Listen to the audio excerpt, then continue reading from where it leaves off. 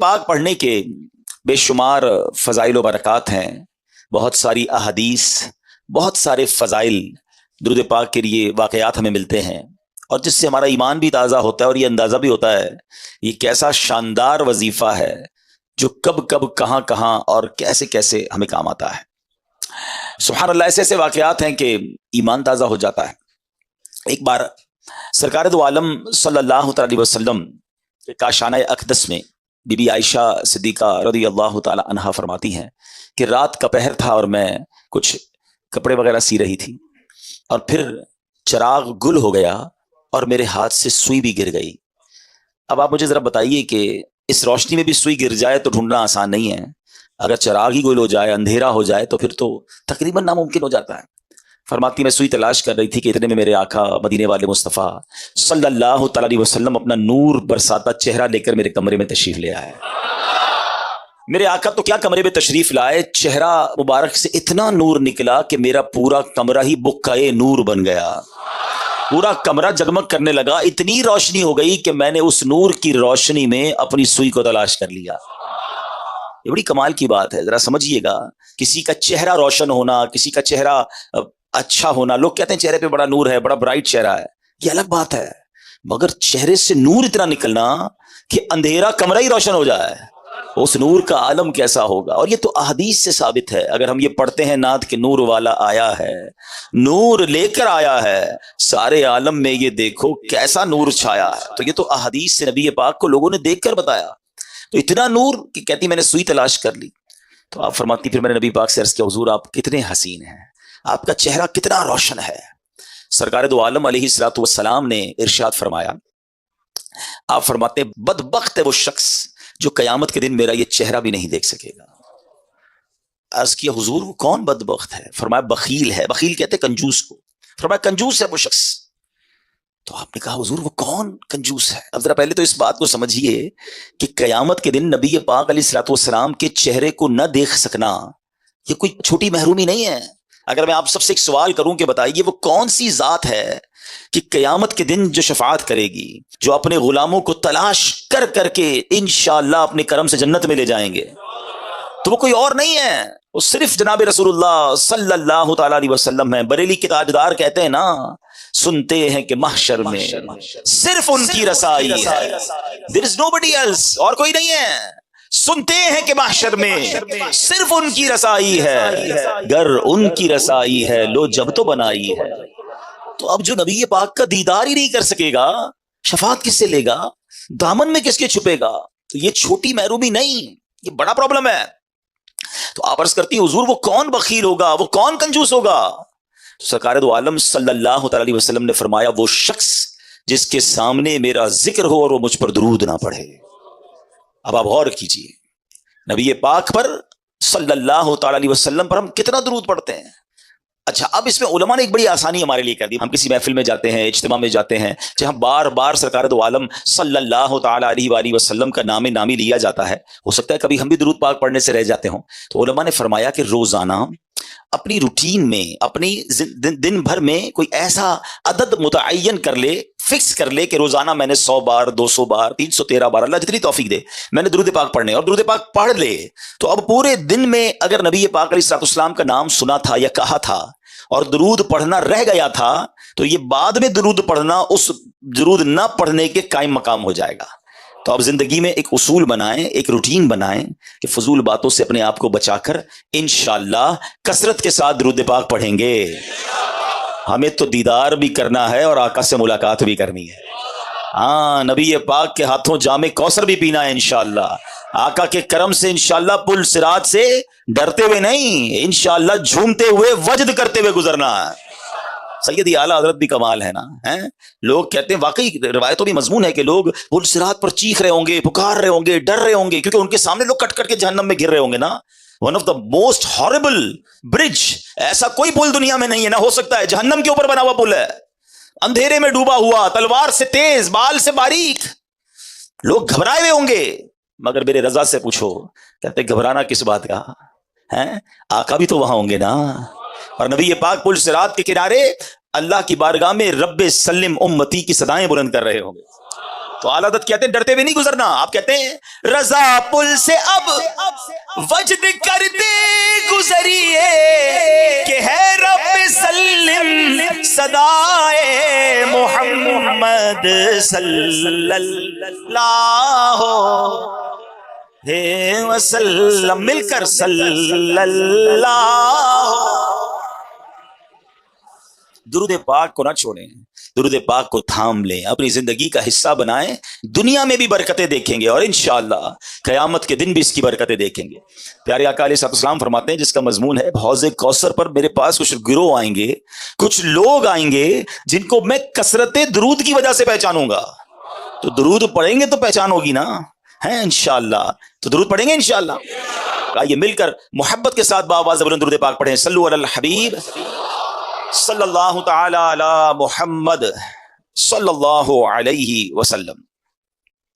اسلام کے پہلے خلیفہ حضرت ابوبکر صدیق رضی اللہ تعالیٰ عنہ یار غار بھی ہیں, یار مزار بھی ہیں, عاشق اکبر ہیں.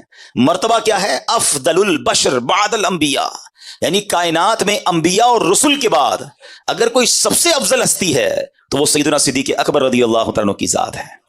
اچھا, آپ ایمان سب سے پہلے لانے والوں میں سے ہیں. آپ بہت بڑے بزنس مین بھی تھے. میں آج آپ کی دو بڑی کمال کی بزنس ڈیلز بتانا چاہتا ہوں جس پر آپ کو ٹونٹ کیا گیا, جس پر آپ کو طنز کیا گیا. آج کسی کاروباری آدمی کو کوئی دوسرا کاروباری آدمی کہے کہ یار تم بڑے کاروباری بنتے ہو, اتنا مہنگا سودا لے آئے, ایسا گھٹیا مال لے آئے, اتنا گھاٹے کا سودا کیا, تو بزنس مین کو فیل ہوتا ہے کہ یار دوسرے لوگ میرے بارے میں کیا باتیں کر رہے ہیں, یہ بڑے کمال کے بزنس مین تھے. مگر آپ کی زندگی میں جو دو واقعات میں آج بیان کرنے جا رہا ہوں, دونوں واقعات میں کچھ ایسی ڈیلز ہوئی, کچھ ایسے سودے ہوئے جس پر آپ پر باقاعدہ طنز کیا گیا, آپ پر ٹونٹ کیا گیا. مگر صدیق اکبر نے جو جواب دیا نا اور جو کام کیا, یقین کریں ایمان تازہ ہو جاتا ہے. ایک سودا تو آپ نے کیا, وہ کون سا سودا تھا کہ ایک بہت بڑے عاشق رسول, ایسے عاشق رسول جو آج عاشقوں کے امام ہیں, وہ کوئی اور نہیں ہے, ہم سب کی آنکھوں کے تارے حضرت بلال حبشی رضی اللہ عنہ. ایمان قبول کیا. آپ حبشہ کہاں ہے پہلے یہ پتا ہونا چاہیے. حبشہ ایتھوپیا کو کہتے ہیں. آج کے دور میں ایتھوپیا جو ہے وہ حبشہ تھا پہلے, ٹھیک ہے. آپ حبشہ, اچھا یہ بھی شاید بہت ساروں کو نہیں پتا کہ مکہ پاک کے بعد سب سے پہلے جہاں اسلام پہنچا نا وہ حبشہ ہے. پچھلے دنوں مجھے ایتھوپیا جانے کا موقع ملا تو وہاں کے لوگ بڑے فخر سے ایک جملہ کہتے ہیں کہ ہمارا وطن دار الہجرہ ہے, یہ ہجرت والا ملک ہے, اور مکے کے بعد سب سے پہلے دنیا میں کہیں اسلام پہنچا ہے تو وہ حبشہ میں پہنچا ہے. ہمارے وطن سے حضرت بلال حبشی تھے, ہمارا وہ وطن ہے جہاں عثمان غنی رضی اللہ تعالیٰ عنہ ہجرت کر کے تشریف لائے تھے, اور وہ عظیم نجاشی بادشاہ جنہوں نے یہ واقعہ پڑھا ہوگا وہ بھی وہاں پر حبشہ میں تھے. تو بہرحال اب وہ حضرت بلال مکے نبی پاک کی غلامی اختیار کی, کلمہ پڑھ لیا. اب آپ چونکہ غلام تھے, اس زمانے میں غلام آقا کے قبضے میں ہوا کرتا تھا. ان کا آقا تھا امیہ. اچھا, امیہ بڑا ظالم شخص تھا, وہ حضرت بلال حبشی کو بہت مارتا تھا کہ اللہ کا انکار کر دو, اسلام کا انکار کر دو. حضرت بلال حبشی جو ہے وہ منع کرتے تھے کہ میں رب کا انکار نہیں کر سکتا. وہ بہت مارتا. جو مکے مدینے گئے ہیں انہیں پتا ہے کہ جب گرمی شریف عروج پر ہوتی ہے تو گرمی کا عالم کیا ہوتا ہے. تو مکے کی گرمی میں تپتے ریگستان میں حضرت بلال کو وہ لٹاتا تھا, سینے پہ پتھر رکھتا تھا ریگستان کے اندر, اور کہتا تک کہو اللہ ایک نہیں ہے, یا اللہ کا انکار کرو, آپ اللہ احد اللہ ایک ہے کے نعرے بلند کرتے. اب پیارے آقا جب ایک دو بار وہاں سے گزرے, دیکھا کہ حضرت بلال پر بڑا ظلم ہو رہا ہے, آپ کی آنکھیں بھیگ آئیں, آپ کو بڑا افسوس ہوا. بڑی محبت کرتے تھے حضرت بلال سے, مگر وہ ظالم آقا تھا اس کا. تو حضرت ابوبکر صدیق رضی اللہ عنہ جب یہ دیکھا کہ نبی پاک بلال سے محبت بڑی کرتے ہیں اور یہ بندہ جو ہے قبضے میں ہے امیہ کی اور وہ اس کے آقا ہیں, تو آپ پہنچ گئے اس کے آقا کے پاس, امیہ کے پاس. جا کر کہا اے امیہ, اس حبشی غلام کو مجھے دے دو, کتنے میں دو گے؟ تو اب میں آپ کو مثال کے ذریعے سمجھاتا ہوں ہمارے آج کل کے دور سے. مثال کے طور پہ اس زمانے میں مارکیٹ ریٹ 5,000 روپے تھا. اس زمانے کی کرنسی درہم و دینار تھی, میں سمجھانے کے لیے کہہ رہا ہوں. 5,000 ریٹ تھا. اس نے کہا میں 10,000 میں دوں گا. آپ نے کہا مجھے ڈیل منظور ہے, مجھے 10,000 میں دے دو. کہتا نہیں اب 15,000 میں دوں گا. کہا مجھے 15,000 میں منظور ہے. کہا 20,000 میں دوں گا. مثال دے رہا ہوں میں. آپ نے کہا مجھے 20,000 میں منظور ہے. وہ پیسے بڑھاتا گیا. حضرت ابوبکر صدیق اوکے کرتے گئے. آخر کار ایک اماؤنٹ طے ہو گئی. امیہ نے پیسے لیے, حضرت بلال حضرت ابوبکر کے حوالے کیے. پھر امیہ پتہ کیا کہتا ہے, اے ابوبکر تمہارے تو کاروبار کے بڑے چرچے ہیں, تمہاری عقل کے بڑے چرچے ہیں, میں نے سنا ہے تم بڑی اچھی ڈیل کرتے ہو, بڑے اچھے کاروباری آدمی ہو, یہ حبشی غلام کو اتنا مہنگا خرید لیا, تمہیں کاروبار نہیں آتا, یہ کیسی ڈیل کی ہے؟ ہائے ہائے ہائے. حضرت ابوبکر صدیق نے جو تاریخی جملہ ارشاد فرمایا نا, آپ فرماتے امیہ تمہیں کیا معلوم بلال کی قیمت کیا ہے. तुम इससे ज्यादा मांगते, मैं इससे ज्यादा तुम्हें देता। खुशी खुशी हजरत बिलाल को लिया, नबी पाक की बारगाह में हाजिर हुए, कहा हुजूर बिलाल हाजिर है। अल्लाह अकबर। नबी पाक की खुशी दीदनी थी। आकाए दो जहां सल्लल्लाहु अलैहि वसल्लम ने क्या खूबसूरत जुमले इरशाद फरमाए। आप फरमाते हैं, ए अबू बकर, बिलाल को आजाद करने में जो रकम खर्च की है उसमें मेरे भी पैसे शामिल कर लो। अल्लाह अकबर। हजरत अबू बकर सिद्दीक की आंखों में आंसू आते हैं, कहते हुजूर मेरा जो कुछ है सभी तो आपका है, मैंने अगर माल खर्च भी किया है तो हुजूर वो भी आप ही का है। अल्लाह अकबर, सुभान अल्लाह। तो ये है सिद्दीक अकबर, कैसी डील की है, कैसा सौदा किया है। जमाना समझ रहा है महंगी डील है, मगर सिद्दीक अकबर ने नबी पाक के दिल को राजी कर लिया है। हजरत बिलाल हबशी को आजाद करवाने का जो सहरा था, अल्लाह अकबर, वो हजरत सिद्दीक अकबर के पास है। एक और वाकया हुआ, उस पर भी सिद्दीक अकबर रदी अल्लाह तआला के साथ कुछ मुकालमा किया किसी गैर मुस्लिम ने। जरा सुनिएगा, तफसीर अजीजी में है। कलदा बिन उसैद, जिसे अबू असद भी कहते हैं, मक्का मुकर्रमा का रहने वाला एक काफिर था। दौरे जहालियत में वो हज़रत अबू बकर सिद्दीक का साथी था। जब वो ईमान नहीं लाया था और इस्लाम का ऐलान नहीं हुआ था, तो उस जमाने में हज़रत अबू बकर सिद्दीक का साथी भी था। हज़रत अबू बकर सिद्दीक इस्लाम कबूल कर लिया, और जैसे ही पता चला आप तो अव्वलीन इस्लाम कबूल करने वालों में से थे। तो एक दिन इस्लाम जब आपने कबूल कर लिया ना, कुछ दिनों बाद वो आपसे मिला और कहता है, ए अबू बकर, तुम तो सौदागरी में माहिर थे, तिजारत में माहिर थे, अपनी अक्लमंदी की वजह से हमेशा नफा कमाते थे। अब तुम्हें क्या हुआ? अपने बाप दादा का दीन छोड़कर इस्लाम कबूल कर लिया, इतना बड़ा नुकसान उठा लिया। लातो उज्जा, ये उनके बुत थे। लातो उज्जा की यानी अहले मक्का के झूठे खुदा जिनकी वो पूजा करते थे, उनकी शफाअत से तुम नाउमीद हो गए। माअल्लाह, कहते वो उनकी जो भी ब्लेसिंग्स वो समझता था उससे तुम नाउमीद हो गए। हाय हाय, उस बेवकूफ कलदा बिन उसैद की बात सुनकर हज़रत अबू बकर सिद्दीक ने पता क्या कहा? ए कलदा, जो बंदा हक को कबूल करे और अच्छे काम बजा लाए, क्या वो नुकसान उठाने वालों में से होता है? क्या वो भला नुकसान उठाता है? यानी मैं जिस तरह दुनियावी तिजारत में माहिर हूं ना, इस तरह मैंने आखिरत की तिजारत में भी शानदार सौदा किया है। मैंने उसमें भी अक्लमंदी दिखाई है, मैंने हक बात को कबूल किया है। घाटे में मैं नहीं, घाटे में तुम हो, मैंने तो बड़े नफे वाला सौदा किया है। अब सिद्दीक अकबर उसे समझा रहे हैं। अब जरा सिद्दीक अकबर का मर्तबा समझिएगा। आज आपको शायद पहली बार पता चलेगा कि बच्चे को कुरान पाक की जो सूरत याद है, उस सूरत के नाजिल होने का शान नुज़ूल क्या था। सिद्दीक अकबर उसे बता रहे हैं, घाटा तुमने किया है, मैंने नहीं, सौदा मैंने खरा किया है, नुकसान में तुम हो। अरे ये दो बंदों की बात है। मगर शान सिद्दीक अकबर देखें कि हजरत सिद्दीक अकबर रदी अल्लाह तआला के इस मुबारक जवाब की ताईद में रब ने कुरान की आयत नहीं, कुरान की पूरी सूरत नाजिल फरमा दी।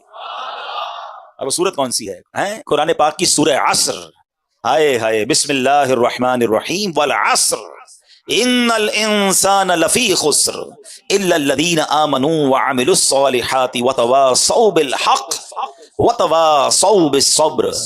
ज़माने की कसम, बेशक आदमी जरूर खसारे में है, मगर जो ईमान लाए और उन्होंने अच्छे काम किए और एक दूसरे को हक की ताकीद की और एक दूसरे को सब्र की वसीयत की। मेरे प्यारे इस्लामी भाइयों, हजरत सिद्दीक अकबर रदी अल्लाह तआला के मुबारक जवाब की ताईद में जो कुरान की सूरत नाजिल हो रही है, उसमें हमें क्या सीखने को मिल रहा है? इंसान सारे के सारे नुकसान में है, सारे खसारे में हैं। सिर्फ नुकसान से बचता वो है जिसमें तीन क्वालिटीज हों, तीन सिफात हों। अब मैंने और आपने चेक करना है, मैं नुकसान वाली साइड पे हूं या इन तीन चीजों के अमल करने वाला हूं और नुकसान से बचने वाला हूं। वो तीन चीजें क्या हैं? नंबर एक, साहिब ईमान हो, मोमिन हो। और जो मोमिन नहीं, वो तो जानवरों से भी बदतर है, उसने तो दुनिया में आने का मकसद ही गवा दिया, फिर वो नुकसान से कैसे बच सकता है? हम अल्लाह का शुक्र अदा करते हैं कि पहली क्वालिटी हमें हासिल है कि अल्हम्दुलिल्लाह हम ईमान वाले हैं। हम अल्लाह से दुआ करते हैं, मौला हमारे ईमान को सलामत रखना।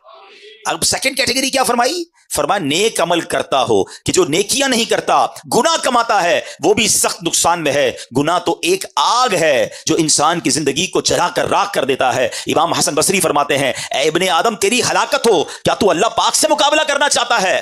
हाँ हाँ, जिसने अल्लाह पाक की नाफरमानी की, गोया उसने अल्लाह पाक से जंग की। तो पता चला ईमान वाला हो, नेक अमाल करने वाला हो। अब ये चेक करना है मुझे और आपको, हम नेकियां करने वाले हैं, ये गुनाह करने वाले हैं। तीसरे नंबर पर फरमाया हक बात की और सब्र की वसीयत करने वाला हो, जो खुद भले नेक बन जाए मगर दूसरों को नेकी की दावत ना देता हो, दूसरों को बुराई से मना ना करता हो, वो भी नुकसान में है। ऐन मुमकिन है कि जब गुनाहगार अजाब में गिरफ्तार हो तो ये भी पकड़ में आ जाए। तो अब ये बात समझनी है कि ईमान वाला नुकसान में नहीं, नेकियां करने वाला ये नुकसान से बच जाएगा, और दूसरों को भी नेकी की दावत दे, दूसरों को भी अच्छी बातें बताए, ये नुकसान से बचने वाला है। हमें चेक करना है کہ یہ تینوں اوصاف ہمارے اندر ہیں کہ نہیں. قرآن کریم کی ایک مختصر صورت ہے یہ مبارک صورت والعصر، مکہ مکرمہ میں نازل ہوئی. اس میں صرف ایک رکوع ہے، 3 آیتیں ہیں، 14 الفاظ ہیں اور 68 حروف ہیں. حضرت ابی بن کعب رضی اللہ تعالیٰ عنہ سے روایت ہے، رسول ذیشان مکی مدنی سلطان صلی اللہ تعالیٰ علیہ وسلم نے فرمایا جو سورہ عصر پڑھے اللہ پاک اس کے لیے صبر پر مہر لگا دے گا اور روز قیامت اہل حق کے ساتھ ہوگا.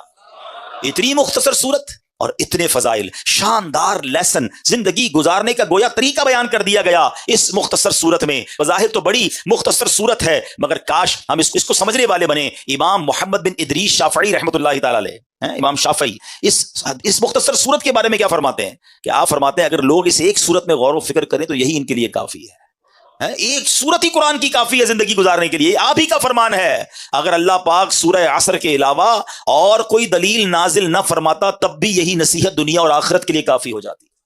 اس قدر ڈیپ ہے، اس قدر لیسن ہے. افسوس یہ کئی بار پڑھی، کئی بار امام صاحب نے پڑھی، ہم نے سنی، مگر کیا اس نے دل پر اثر کیا؟ انڈرسٹینڈ ہی نہیں کرتے ہم قرآن کو، ترجمہ تفسیر سے پڑھتے ہی نہیں ہیں، حالانکہ کتنا کمال کا میسج ہے. اللہ اکبر. اچھا اب ہم یہ کہہ رہے ہیں کہ 14 الفاظ، 3 آیتیں اور اتنا سبق. آگے چلیے، سورہ عصر کی اہمیت کا اندازہ یہ لگانا ہوگا کہ اسے یاد رکھنا، بار بار دہراتے رہنا چاہیے. طبرانی شریف میں ہے کہ 2 صحابہ کا یہ معمول تھا کہ جب آپس میں ملتے تھے ایک دوسرے کو سورہ عصر سنایا کرتے تھے. والعصر ان الانسان لفی خسر، تاکہ یاد رہے کہ نقصان ہے، یہ انسان خسارے میں چلا جائے گا اگر اچھی باتیں نہیں کرے گا، ایمان پر استقامت حاصل نہیں کرے گا. اللہ کرے کہ ہم بھی جب دوست ملیں آپس میں کوئی کسی کو قرآن سنائے، کوئی حدیث سنائے، کوئی آخرت کی بات بتائے. ہماری تو گیدرنگ ہی فضول بات سے شروع ہوتی ہے، غلط باتوں سے سٹارٹ ہوتی ہے، غلط باتوں پر ختم ہوتی ہے. ہم 1 گھنٹہ چائے پر بیٹھ جائیں، کبھی پوسٹ مارٹم تو کیا کریں اپنی گیدرنگ کا کہ یار 2 گھنٹے دوستوں میں بیٹھا، کھڑا ہوا، کر کے کیا آیا؟ غیبتیں، حسد، بہتان، مذاق، مسخری، کسی کی دل آزاری. یعنی ہماری 1-2 گھنٹے کی محفل بھی کتنی فضول باتوں پر مشتمل ہوتی ہے. نہ کریں، یہ وقت گزرتا جا رہا ہے. سورہ عصر کی ایک اور خوبصورت بات انشاءاللہ آج اسی صورت کے بارے میں مختلف ڈائمینشن سے، مختلف انداز سے سیکھنے کی کوشش کریں گے. سبحان اللہ. سورہ عصر میں جہاں آخرت کے بارے میں یاد دلایا ہے نا، لیکن اگر اسی صورت کو عشق کی نظر سے دیکھو تو اس پہ بھی نبی پاک کی نعت بیان کی گئی ہے. آپ کہیں گے ایسے کیسے؟ سبحان اللہ. مفسرین قرآن فرماتے ہیں کہ آپ کا جو یہ سورہ عصر میں جو نعت کا پہلو ہے نا، وہ نعت کا پہلو یہ ہے، والعصر کیا ہے؟ زمانے کی قسم. عصر عربی میں زمانے کو کہتے ہیں. مفسرین کرام کا ایک قول یہ بھی ہے کہ زمانے سے مراد اللہ پاک کے آخری نبی محمد عربی صلی اللہ تعالی علیہ وسلم کا زمانہ مراد ہے، کیونکہ وہ زمانہ سب سے افضل زمانہ تھا. ہاں یہ بات طے ہے، ہر زمانہ میرے حضور کا ہے، لیکن جس زمانے میں میرے آقا موجود ہیں، حالانکہ آخرت کی یاد دلائی جا رہی ہے، مگر یہاں بھی رب نے اپنے محبوب کا ذکر فرمایا ہے کہ میرے محبوب کے زمانے کی قسم. کون سے زمانے کی بات کی ہے؟ جس میں پیارے آقا علیہ الصلوۃ والسلام تشریف فرما ہے. سیدی اعلیٰ حضرت کیا خوبصورت بات فرماتے ہیں، کہتے ہیں وہ خدا نے ہے مرتبہ تجھ کو دیا، وہ خدا نے ہے مرتبہ تجھ کو دیا، نہ کسی کو ملے نہ کسی کو ملا، کہ کلام مجید نے کھائی شہا تیرے شہر و کلام و بقا کی قسم. اللہ اکبر. قرآن جا بجا حبیب پاک علیہ الصلوۃ والسلام کی قسم ارشاد فرماتا ہے، اپنے نبی کا ذکر میرے رب نے قرآن میں جا بجا فرمایا. تو سبحان اللہ. اب ذرا ایک بات یاد رکھیے، سرکار دو عالم علیہ الصلوۃ والسلام خود فرماتے ہیں خیرکم قرنی ثم الذین یلونہم ثم الذین یلونہم، یعنی سب سے بہتر زمانہ میرا ہے، پھر اس کے بعد جو ملے ہوئے ہیں، پھر اس کے بعد جو ملے ہوئے ہیں، یعنی سب سے افضل زمانہ نبی پاک کا اور صحابہ کا زمانہ ہے، پھر تابعین کا زمانہ ہے، پھر تبع تابعین کا زمانہ ہے. یہ جو 3 قرن کہلاتے ہیں، 3 ادوار کہلاتے ہیں، یہ سب سے افضل دور ہوا کرتے تھے. آج لوگ کہتے ہیں آئیڈیل زمانہ کون سا ہے؟ یہ بات مسلمان کو ماننی بھی ہے اور اس پر یقین رکھنا ہے کہ سب سے افضل اور آئیڈیل اگر کوئی زمانہ تھا تو رسول پاک علیہ الصلوۃ والسلام کا زمانہ تھا. جس وقت خدمت میں ان کی بو بکر و عمر عثمان و علی. سوچو تو صحیح کیسا زمانہ تھا، کیسا دربار تھا. جس وقت تھے خدمت میں ان کی بو بکر و عمر عثمان و علی، اس وقت رسول اکرم کے، اس وقت رسول اکرم کے دربار کا عالم کیا ہوگا، ہر کوئی فدا ہے بن دیکھے دیدار کا. اس سمت علی اس سمت عمر صدیق ادھر عثمان ادھر، ان جگمگ جگمگ تاروں میں، ان جگمگ جگمگ تاروں میں مہتاب کا عالم کیا ہوگا، ہر کوئی فدا ہے دیدار کا۔ اچھا اب ایک اور تفسیر، والعصر ان الانسان لفی خسر، زمانے کی قسم بے شک آدمی ضرور خسارے میں ہے۔ امام حسن بصری رحمۃ اللہ تعالی علیہ کا قول ہے کہ یہاں عصر سے مراد وقت عصر ہے۔ اچھا وقت عصر یہ دن ڈھلنے کا وقت ہوتا ہے، لوگ کام کاج سمیٹتے ہیں، گھر جانے کا ٹائم ہوتا ہے، اللہ اکبر، یعنی زندگی کا وقت تمام ہونے کو ہے۔ اللہ نے اس وقت کی یاد فرمائی ہے، ہمیں ارشاد فرمایا ہے، کیونکہ جب بندہ سارا دن کام کر کے کچھ کما کر گھر نہ جائے اور بچے کہیں کہ ابو کھانے کو کیا لائے ہو، ہمارے لیے کیا لائے ہیں، اور ہم کہیں کچھ نہیں لائے، تو بندہ جب خالی ہاتھ گھر جاتا ہے نا، شرمندگی کا سامنا ہوتا ہے۔ تو اللہ اکبر، یہ بتایا جا رہا ہے زندگی کی شام ڈھلنے کو ہے، قیامت قریب آنے والی ہے۔ اے بندے جب تم میری بارگاہ میں آؤ گے اور خالی ہاتھ آؤ گے تو پھر قیامت کے دن کیسی شرمندگی اٹھاؤ گے، اپنی قبر میں اگر خالی ہاتھ جاؤ گے تو وہاں کیسے جواب دے سکو گے۔ تو ہمیں یاد دلایا گیا ہے کہ عصر کے وقت سے گویا یہ اشارہ دیا گیا ہے کہ اپنی آخرت کی دن ڈھلنے سے پہلے تیاری کر لی جائے۔ اللہ اکبر، سبحان اللہ۔ ہمارے بزرگان دین جو ہیں کس طرح سبق لیا کرتے تھے، تفسیر کبیر میں ہے، ایک بزرگ فرماتے ہیں کہ میں نے سورہ عصر کی جو دوسری آیت ہے نا، والعصر ان الانسان لفی خسر، بے شک انسان خسارے میں ہے، کہتے ہیں میں نے اس آیت کو ایک برف بیچنے والے سے سیکھا۔ اب دیکھو جن کو سبق لینا ہوتا ہے نا، وہ کہاں سے کون سا میسج لے لیتے ہیں، عبرت کی بات کدھر سے پک کر لیتے ہیں۔ کہتے ہیں ایک برف بیچنے والا بازار میں صدا لگا رہا تھا، وہ برف بیچنے والا کہہ رہا ہے ارحموا من یذوب رأس مالہ، لوگوں اس شخص پر رحم کھاؤ جس کا سرمایہ پگھل رہا ہے۔ برف بیچنے والا یہ تو کہتا ہے نا جلدی خرید لو ورنہ پگھل جائے گا۔ کاش بات بڑی گہری ہے، سمجھ جائیں اگر ہم۔ ایکچولی میری اور آپ کی جو زندگی ہے نا وہ برف کی تو طرح ہے، ہم سب کے ہاتھ میں ایک برف کا بلاک دے دیا گیا ہے، کسی کے ہاتھ میں 50 سال کا ہوگا، کسی کے ہاتھ میں 60 سال کا ہوگا، کسی کے 2-4 دن بچ گئے ہوں گے تو برف ختم ہونے والی ہوگا، ہمیں تو نہیں پتا نا، پگھل رہا ہے، ہر سانس گزر رہی ہے، ہر دن گزر رہا ہے، یہ برف پگھل رہی ہے۔ مگر مجھے بتائیے جس کی برف پگھل رہی ہو اس کو اس سرمایے کی کتنی فکر ہوتی ہے کہ بیچ دوں کچھ کما لوں ورنہ یہ پڑے پڑے ہی ختم ہو جائے گا۔ کاش جو میری اور آپ کی سانسیں ہیں نا، ہم سمجھ جائیں کہ ہر گزرتے سانس کے ساتھ، ہر گزرتے دن کے ساتھ ہم قبر کے قریب ہوتے جا رہے ہیں، ہم آخرت کے قریب ہوتے جا رہے ہیں۔ ارے جس کی منزل قریب آ جائے وہ اپنی سواری تیز کرتا ہے۔ امتحان میں کیا ہوتا ہے، اسٹوڈنٹ بیٹھے ہوں گے یا ہم میں سے بہت سارے وہ ہوں گے جنہوں نے اسٹوڈنٹ لائف گزاری ہوگی، جیسے جیسے امتحان کی ڈیٹ قریب آتی ہے ہماری تیاری بڑھتی جاتی ہے، ٹینشن بھی بڑھتی جاتی ہے، بلکہ جس دن صبح امتحان اور رات نیند نہیں آتی کہ صبح امتحان دینا ہے، قبر کا امتحان نہیں دینا، محشر کا امتحان نہیں دینا، اور ہر روز میں اور آپ اس کے قریب ہو رہے ہیں۔ ہو سکتا ہے آج رات یہ امتحان ہو سکتا ہے کل ہو سکتا ہے اگلے ہفتے ہو، کون تیاری کر رہا ہے؟ بلکہ عجیب بات یہ ہے کہ ہر گزرنے والا دن اللہ سے قریب ہونے کی بجائے اکثریت وہ ہے جو اللہ سے دور ہو رہی ہے۔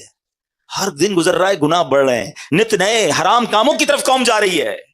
نہ کریں ایسا، برف پگھل رہی ہے۔ وہ شاعر کہتے ہیں نا، ہو رہی ہے عمر مثل برف کم، ہو رہی ہے عمر مثل برف کم، رفتہ رفتہ چپکے چپکے دم بدم، سانس ہے ایک راہ روئے ملک عدم، سانس ہے ایک راہ روئے ملک عدم، دفعتن ایک روز یہ جائے گا تھم، ایک دن مرنا ہے آخر موت ہے، کر لے جو کرنا ہے آخر موت ہے۔ کاش یہ بات سمجھ آ جائے کہ مجھے مرنا ہے اور خالی ہاتھ نہیں جانا۔ اگر جس رفتار سے میں گناہ کر رہا ہوں توبہ کا موقع نہ ملا تو مارا جاؤں گا۔ امام فخر الدین رازی نے یہ بات ایک اور انداز سے سمجھائی، یہ جو سانسوں کی ویلیو ہے نا، منٹ کی ویلیو کیا ہے۔ آپ فرماتے ہیں تصور باندھو، ایک شخص 1000 سال زندہ رہا اور اس نے 1000 سال گناہوں میں گزار دی زندگی، 1000 سال تک۔ اب اس کے پاس صرف ایک لمحہ باقی ہے اور اس ایک لمحے کے بعد اسے موت آنے والی ہے۔ اب اگر وہ اس آخری لمحے میں نزا کی کیفیت طاری ہونے سے پہلے توبہ کر لے تو اس توبہ کی برکت سے اس کے 1000 برس کے گناہ معاف ہو سکتے ہیں۔ بات سمجھ آ رہی ہے کہ اس ایک لمحے کی برکت، اس ایک لمحے کی اہمیت کیا ہے کہ 1000 برس کے گناہ ایک طرف، لیکن اگر اس ایک لمحے میں اس نے سچی توبہ کی، اللہ قبول کر لے تو سارے گناہ معاف، اور اس کے بدلے میں کیا ملے گا؟ اللہ تعالیٰ کی رحمتوں کا جو مقام ہے جنت، اس کی ابدی نعمتوں کو حاصل کرنے کا موقع بھی مل جائے گا۔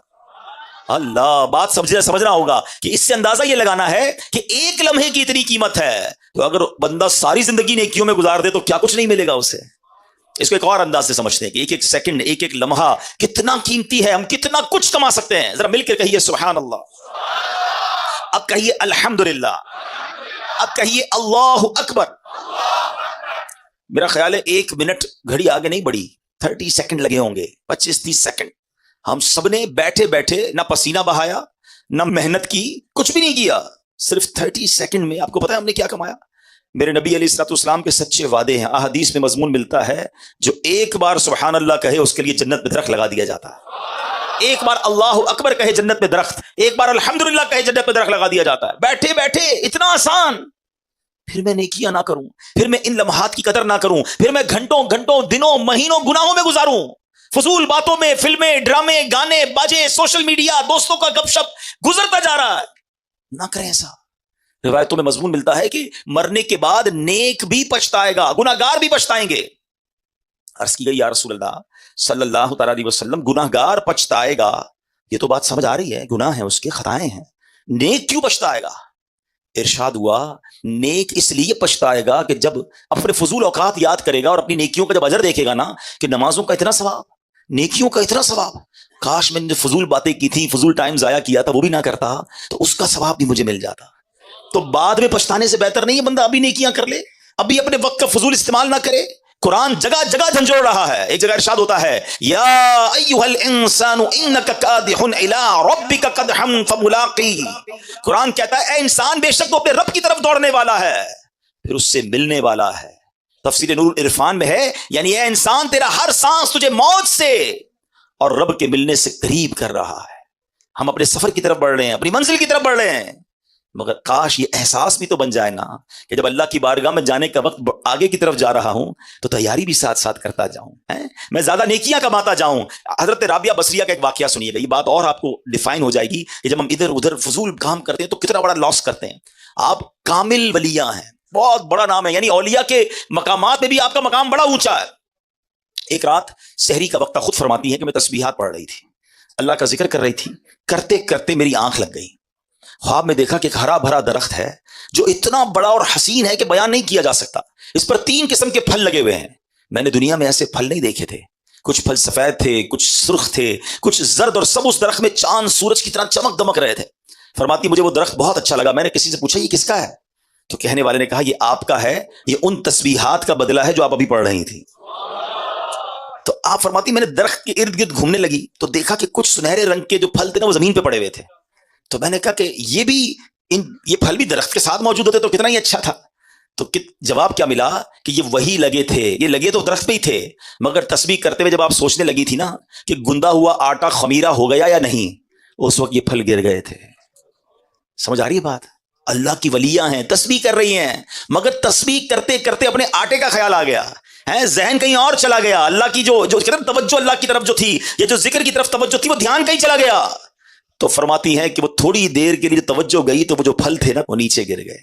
میرا اور آپ کا تو دھیان ہی کہیں اور ہوتا ہے، اول تو عبادت کرنی نہیں ہے، اول تو نیکیاں کرنے کی طرف نہیں آتے، اور اگر آ بھی جائیں تو نماز میں خیال کہیں اور ہے، دعا میں خیال کہیں اور ہے، مسجد میں آئیں تو دل باہر لگا ہوا ہے، بس جلدی گھڑی دیکھ کر نکلوں یار، یہ اجتماع ختم کب ہوگا، یہ بیان ختم کب ہوگا، یہ امام صاحب دعا کب کریں گے، اتنی لمبی نماز سلام ہی نہیں پھیر رہے۔ ہمارا تو یہ حال ہے۔ آپ سوچیے ہم دنیا میں کیوں آئے ہیں؟ ہم اللہ کے بندے، ہمیں عبادت کے لیے بنایا گیا ہے، اور ہم کس کام میں لگ گئے ہیں؟ اور ان تمام چیزوں کا جو اجر ہے نا، کہیں ایسا نہ ہو کہ قیامت کے دن کہا جائے کہ یہ نمازوں کا تمہارا اجر تھا مگر توجہ نہ تھی، اخلاص نہ تھا، یہ سب پھل نیچے گر گئے۔ تم نے صدقے تو دیے، تم نے خیرات تو کی، تمہیں اتنا پہاڑ جتنا ثواب ملنا تھا، مگر اس خیرات اور اس صدقے میں تمہاری نیت اللہ کی رضا نہیں بلکہ واہ کی نیت تھی، لوگوں کو دکھانا تھا۔ یہ پہاڑ جتنی نیکیاں تمہاری ڈیلیٹ کر دی گئی ہیں، کتنی حسرت ہوگی۔ رمضان کے روزے رکھے تھے تم نے، گرمیوں میں بھی رکھے، سردیوں میں بھی رکھے، یہ تمہیں پہاڑ جتنی نیکیاں ملنے والی تھی، مگر ان روزوں میں تم نے گناہ بھی ساتھ کیے، ان روزوں میں اللہ کی نافرمانیاں بھی کی، پھر کدھر جائیں گے ہم؟ خدا را اپنے آپ پر رحم کیجئے، جن کاموں میں ہم لگ گئے نا، جو گناہوں کی عادتیں ہم پال بیٹھے ہیں، ہمارا دل جو ہے اس وقت حرام کاموں کی طرف لبک لبک کر جا رہا ہے، ایسا نہ کریں۔ اور ان واقعات سے سورہ عصر مجھے اور آپ کو جھنجھوڑ رہی ہے، والعصر ان الانسان لفی خسر، خسارے والے نہیں بننا ہمیں، ہمیں اللہ کی رحمت لوٹنے والا بننا ہے, ہمیں رب کی رحمت سے جنت میں جانے والا بننا ہے. اے میرے پیارے اسلامی بھائیوں, حضرت شریح رحمت اللہ تعالی علیہ نے دو شخصوں کو فضول کام کرتے ہوئے دیکھا تو فرمایا الفارغ ما امر بہذا, فارغ شخص کو اس کام کا حکم نہیں دیا گیا تھا. پھر آپ نے قرآن کی آیت پڑھی ان کے سامنے, فَإِذَا فَرَغْتَ فَانْصَبْ, قرآن کہتا ہے تو جب تم فارغ ہو تو خوب کوشش کرو, یعنی اپنے فارغ وقت کو عبادت میں صرف کرو. ادھر تو جیسی فارغ وقت ملا موبائل نکالا اور جناب شروع سوشل, 2 گھنٹے بیٹھے پتہ ہی نہیں چلا. ارے بھائی کیا کر رہے تھے؟ بس موبائل دیکھ رہا تھا. کتنے گھنٹے؟ 2 گھنٹے. کیا کیا؟ کوئی ثواب کا کام کیا؟ خود سوچے کیا کیا دیکھا, آنکھوں نے کیا دیکھا, کانوں نے کیا سنا. کاش یہ جو تھوڑے تھوڑے وقت ملتے ہیں نا. آپ کو پتا ہے آج کل دنیا میں ایک فینومینا ہے, جو پڑھے لکھے لوگ ہیں میری بات جلدی پک کریں گے, یونیورسٹی آن ویل, راستے میں کیے جانے والے کورسز.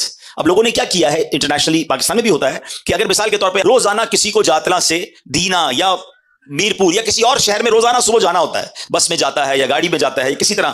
اب لوگوں نے کیا کیا انٹرنیشنلی کہ جب وہ ٹریول کرتے ہیں تو اس ٹریول ٹائم میں کچھ پڑھنا شروع کر دیتے ہیں, جاتے ہوئے بھی پڑھ رہے ہیں, واپسی میں پڑھ رہے ہیں, تاکہ وہ آدھا گھنٹہ جو ٹریولنگ میں ہے, اگر ایسی جگہ بیٹھے, ٹرین ہے, بس ہے, کہ کچھ پڑھا جا سکتا ہے, سنا جا سکتا ہے, تو وہ سنتے ہیں اس آدھا گھنٹہ 1 گھنٹہ, تاکہ اس وقت کو ضائع نہ ہونے دیں اور اگلے 4-6 مہینے سال میں کوئی پورا ڈپلوما کر لیتے ہیں, کوئی الگ کورس کر لیتے ہیں. الحمدللہ آپ کی میری دعوت اسلامی نے ہمارے لیے بڑے کام آسان کر دیے ہیں. پورے قرآن پاک کی تلاوت, پورے قرآن پاک کا ترجمہ, پورے قرآن پاک کی تفسیر صراط الجنان آڈیو میں جاری کر دی ہے. آپ فارغ ہے گاڑی میں, آپ ٹریول کر رہے ہیں, کان سے لگائیے اپنے موبائل فون کو. کئی لوگ جناب ہیڈ فون لگا کر گانے سن کے سفر پورے کرتے ہیں. آپ تلاوت سن کر, ترجمہ سن کر, تفسیر سن کر, آپ کہتے ہیں روز ایک بیان آدھے گھنٹے کا سن لوں, ایک فرض علوم سیکھ لوں. آپ جو کرنا چاہتے ہیں انٹرنیٹ پر الحمدللہ دعوت اسلامی والوں نے وہ ڈال دیا ہے. پہلے ذہن تو بنے کہ جناب اس وقت کو استعمال کرنا ہے. مجھے بہت کچھ نہیں آتا جو میں سیکھ سکتا ہوں. بہت پہلے کی بات ہے, ہمارے ایک جاننے والے تھے, وہ کہتے ہیں میں اپنی فیکٹری جاتا ہوں, 1 گھنٹہ گاڑی جلا کر جاتا ہوں, 1 گھنٹہ واپس آتا ہوں. میں نے کیا کیا ہے, اپنی گاڑی میں قرآن پاک ترجمے کے ساتھ رکھ لیا ہے. کنز الایمان کا ترجمہ اس زمانے میں جاری ہوا تھا. وہ کہتے ہیں جاتے ہوئے ایک پارا سنتا ہوں, واپسی میں ایک پارا سنتا ہوں, ہر 15 دن بعد میرا گاڑی میں ختم قرآن ہو جاتا ہے.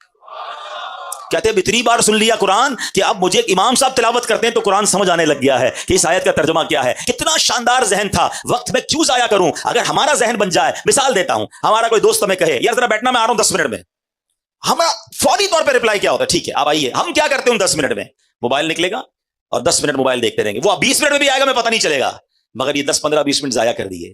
اگر ذہن ہونا وقت کی قدر کا, یہی موبائل باہر نکلے گا اور اسی موبائل میں اگر قرآن پاک ڈاؤن لوڈ ہوگا تو میرا ذہن بنے گا یار یہ 10 منٹ میں آئے گا, میں 10 منٹ میں سورہ یاسین کی تلاوت کر لوں گا. اور سورہ یاسین کی فضیلت کیا ہے, جو ایک بار سورہ یاسین پڑھے اسے 10 قرآن پاک کا ثواب ملتا ہے. یار یہ 12 منٹ کا کہہ کر گئے ہیں, مجھے 12 منٹ انتظار کرنا ہے, میں 112 بار درود پاک پڑھ سکتا ہوں. تسبیح نکلے گی جیب سے, 112 بار درود پاک ہو جائیں گے. اگر ان چنک آف ٹائم, جس کو کہتے ہیں وقت کے چھوٹے چھوٹے پیسز, یہ جو چنک آف ٹائمز ہیں, اس کو استعمال کرنے کا اگر ذہن بن جائے تو آپ یقین کریں آپ اتنی ساری نیکیاں کما سکتے ہیں. ارے موبائل فون اور سوشل میڈیا پر جانا ہی ہے تو دعوت اسلامی کے سوشل میڈیا کے پیجز ہیں, جائیے کوئی بیان سن لیں, کوئی نعت سن لیں, کوئی مدنی پھول سن لیں, تاکہ میرے علم میں اضافہ ہو, میرا وقت ضائع نہ ہو. سبحان اللہ, ہمارے بزرگان دین کو کس قدر وقت کا احساس تھا, اپنے وقت کی قدر و منزلت تھی. ایک بزرگ کے بارے میں آتا ہے کہ آپ نے 40 سال ہو گئے, روٹی نہیں کھاتے تھے, بھوک لگتی تھی تو ستو پی لیتے تھے. تو کسی نے کہا حضرت آپ روٹی کیوں نہیں کھاتے؟ کہتے میں نے کیلکولیٹ کیا, روٹی کھانے اور ستو پینے کے درمیان میں 90 بار اللہ کا نام تسبیح زیادہ پڑھ سکتا ہوں. تو میں نے سوچا روز کھانا کھاؤں گا, روز روٹی کھاؤں گا تو 90 تسبیح کم ہو جائیں گی, ستو پی کر بھی پیٹ بھر جاتا ہے. تو انہوں نے روٹی کھانا چھوڑ دی, ستو پینا شروع کر دیا. ادھر روٹی پہ بیٹھتے تو کھڑے ہی نہیں ہوتے, 5, 10, 12 منٹ میں کھانا کھایا جا سکتا ہے. 1.5 گھنٹے تک دسترخوان پہ بیٹھے کیا کر رہے ہیں, گپ شپ کر رہے ہیں. بہت ٹائم ہے نا. نہیں ہے ٹائم, یہ ٹائم آپ جنت کے لیے کیوں نہیں گزارتے؟ ہمارے پاس مسجد میں آ کر بھاگنے کا ٹائم پھر کیوں ہے؟ یہاں بھی تو تھوڑا ٹائم گزارو نا. اللہ کے گھر میں آ کر کتنے نوافل پڑھے, کتنی تسبیحات پڑھی, مگر یہاں آ کر بے چینی شروع ہو جاتی ہے. تو اے میرے پیارے اسلامی بھائیوں, ہمیں کاش یہ ذہن بن جائے. پلیز سمجھیے قرآن پاک کی یہ سورت جھنجھوڑ رہی ہے, والعصر ان الانسان لفی خسر, انسان خسارے میں ہے. مگر کون خسارے میں نہیں ہے, وہ میں نے آپ کو بتا دیا کہ جو ایمان لائے, نیکی کی دعوت دیتے ہیں, گناہوں سے بچتے ہیں, صبر اور ایمان کی تلقین کرتے ہیں. کاش یہ بات سمجھ آ جائے. مبارک ہو مبلغین کو, دعوت اسلامی والوں کو, جو مدنی قافلوں میں جاتے ہیں, جو درس و بیان دیتے ہیں, جو لوگوں کے پاس دکان گھر گھر جا کر نیکی کی دعوت دیتے ہیں. تو الحمدللہ آپ ایمان کی, آپ صبر کی تلقین, آپ نیکی کی دعوت دے رہے ہیں. تو ہمیں یہ کام کرنا ہوگا, کہیں ایسا نہ ہو کہ ہم خسارے والوں میں ہو جائیں. اے میرے پیارے اسلامی بھائیوں, ذرا تصور باندھیے, قیامت کا ایک تصور بناتے ہیں کہ جب اللہ کی بارگاہ میں مجرموں کو پیش کیا جا رہا ہوگا, لوگوں کو بلایا جائے گا کہ آؤ اپنا نامہ اعمال لے کر, اب ہمارا نام پکارا جائے کہ فلاں بن فلاں بھی آ جائے. ہم جھجکیں گے, ہم ڈریں گے. ہمیں پتہ ہے کہ گناہ زیادہ ہیں. ہمیں پتا ہے کہ نامہ اعمال کھلا تو برباد ہو جائیں گے. شرم بھی آ رہی ہوگی کیونکہ اتنے گناہ ہیں کہ لوگوں کے سامنے پڑھ کر کیسے سنائیں گے. اور جب ہمارا نامہ اعمال ہمارے ہاتھوں میں تھما دیا جائے گا تو ہمارا بنے گا کیا؟ قرآن میں بتایا گیا کہ جو مجرم ہوں گے نا وہ پتہ ہے کیا پکاریں گے جب ان کا نامہ اعمال دیا جائے گا نا انہیں، تو ان کی چیخو پکار کیا ہوگی؟ قرآن کہتا ہے یا لیتنی لم اوت کتابیا ولم ادری ما حسابیا، اے کاش کہ مجھے میرا نامہ اعمال نہ دیا جاتا اور میں نہ جانتا کہ میرا حساب کیا ہے. یا لیتہا کانت القاضیہ، اے کاش کہ دنیا کی موت ہی میرا کام تمام کر دیتی. ما اغنا عنی مالیہ، میرا مال میرے کچھ کام نہ آیا. ہلک عنی سلطانیہ، کیا کہے گا؟ میرا سب زور جاتا رہا.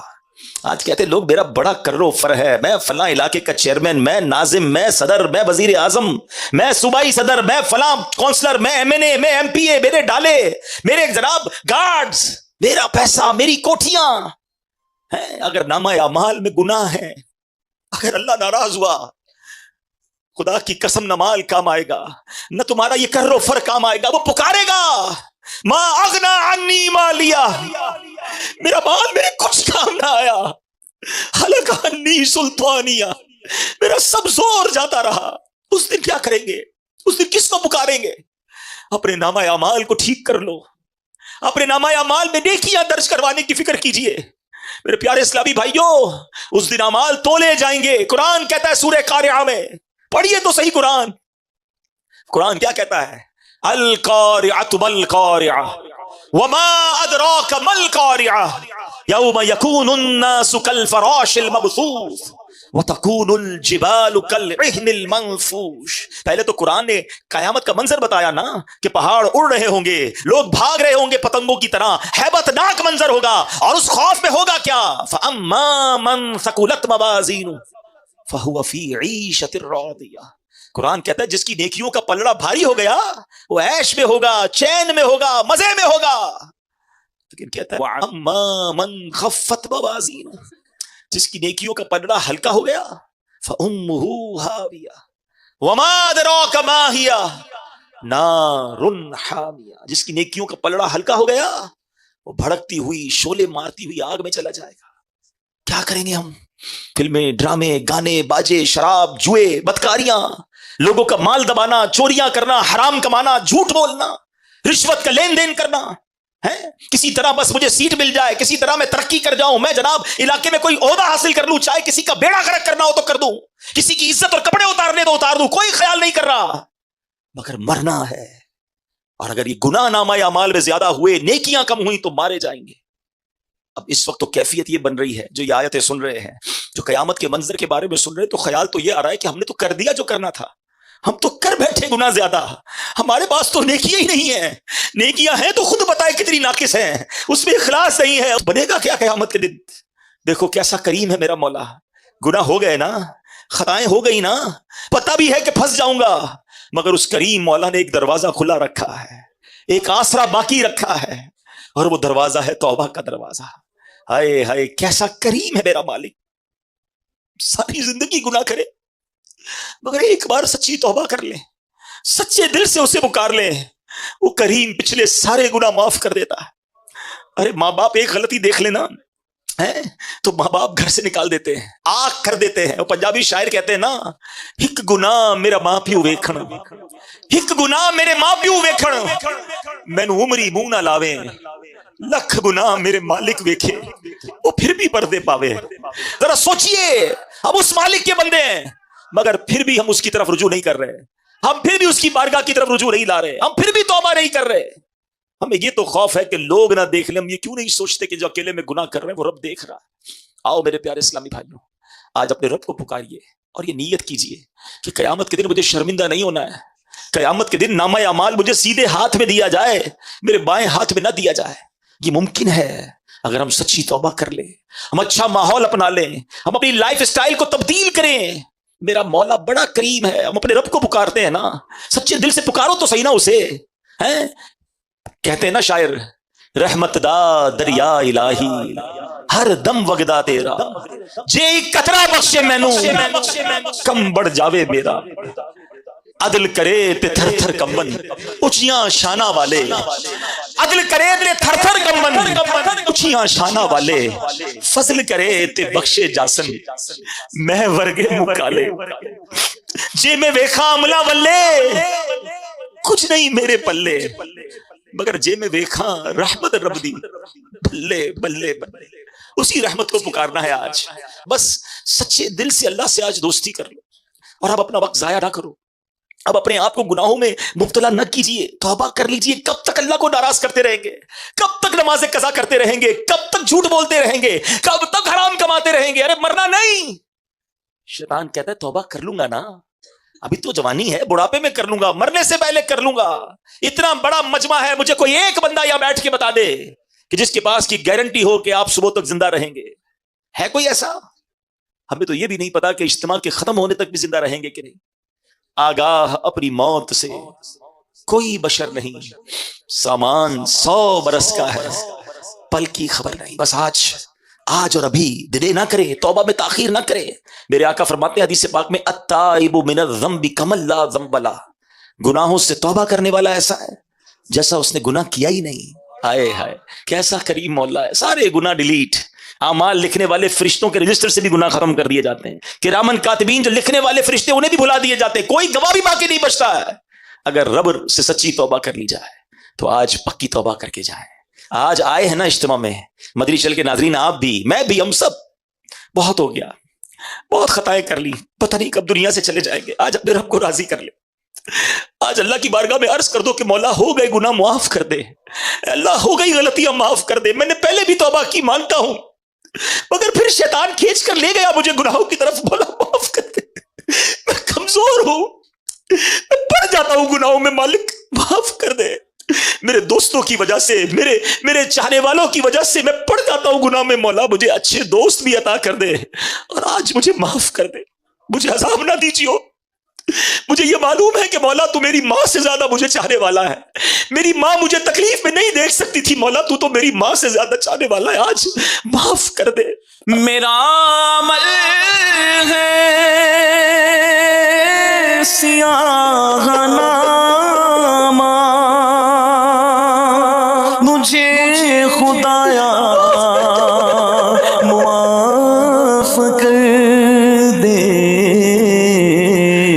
ہے آس مجھ کو تو بخش دے گا، ہے آس مجھ کو تو بخش دے گا، مجھے خدایا معاف کر دے۔ پہاڑ جیسی میری خطائیں مگر بہت ہے تیری عطائیں، پہاڑ جیسی میری خطائیں مگر بہت ہے تیری عطائیں، معاف کرنا شعار تیرا، مجھے خدایا معاف کر دے۔ اللہ یہ نہ دیکھ کتنے برے ہیں، یہ نہ دیکھ ہمارے گناہ کتنے ہیں، مالک بندے تیرے ہیں، تیرے حبیب کی امتی ہے، آج توبہ کرتے، اب نہیں کریں گے گناہ مولا، ہم کمزور ہیں، ہم مانتے ہیں کمزور ہیں، آج ہمت بھی تو نہیں دینی ہے، توفیق بھی تو نہیں دینی ہے، اور اللہ بس آج ایسی مدد کر دے، ایسی توبہ نصیب کر دے کہ اب گناہوں کی طرف پلٹ کر نہ جائے، ہمیں 5 وقت کا مالک نمازی بنا دے، بس آج اپنے رب سے سچی توبہ کر لو، آج دوستی کر لو، اللہ کریم ہے، یقین کرے دل سے پکارنے کی دیر ہے، میرے جتنے گناہ ہیں سب معاف کر دے۔ اندھیرے شب کے کیے ہیں رسوا، اجال دن کے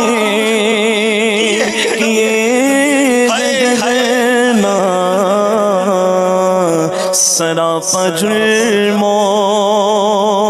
خطا ہوں مولا، سراپا جرم و خطا ہوں مولا، مجھے خدایا معاف کر دے۔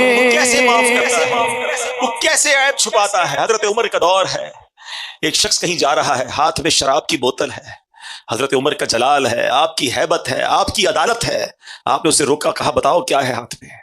اس کے ہاتھ میں شراب کی بوتل تھی۔